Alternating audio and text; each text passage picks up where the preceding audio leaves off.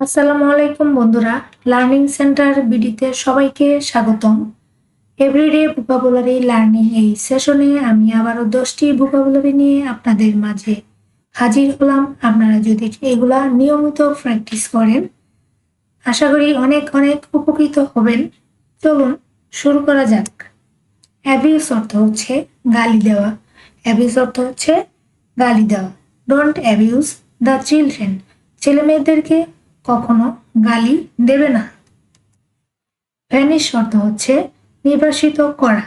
He was vanished for life. তাকে সারা জীবনের জন্য ভ্যানিশড করা হয়েছিল বা নির্বাসিত করা হয়েছিল।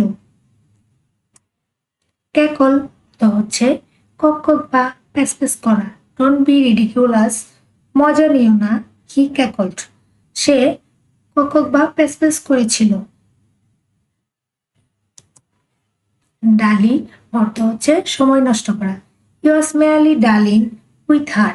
সে প্রায়ই তার সাথে সময় নষ্ট করত। ইজ অর্থ আরাম দেওয়া। It would ease my mind to no.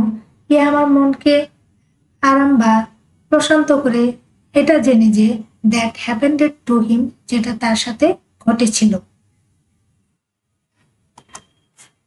Haeckel অর্থ কুচাকুচি করা। ইয়াস হ্যাকল কন্টিনিউয়াসলি। তাকে কন্টিনিউয়াসলি হ্যাকল বা খোঁচাখুচি করা হয়েছিল ডিউরিং হিজ স্পিচ, তার বক্তৃতার সময়। ইনহেরিট অর্থ হচ্ছে উত্তরাধিকারী হওয়া।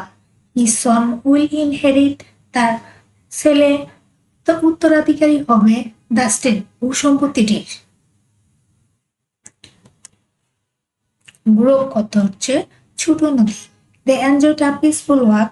তারা একটা শান্তিপূর্ণ হাঁটা এনজয় করেছিল অ্যালং দ্য ব্রুক, নদীটির পাশে। চোর অর্থ টুকিটাকি কাজ। ক্লিনিং ফ্লোর ইজ আ চোর। ফ্লোর পরিষ্কার করাটা হচ্ছে ছোট কাজ বা টুকিটাকি কাজ দ্যাট নো ওয়ান এনজয়স, যেটা কেউ পছন্দ করে না, but it has to be done, কিন্তু এটা করতে হয়। চিট অর্থ হচ্ছে বকুনি দেওয়া।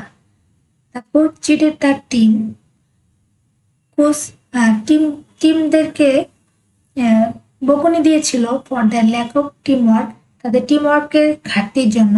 ডিউরিং দ্য ক্রুশিয়াল ম্যাচের অত্যন্ত গুরুত্বপূর্ণ ম্যাচের সময়। এই ছিল আজকের ভোকাবুলারি।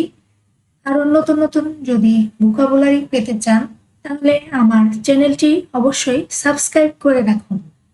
ধন্যবাদ সবাইকে।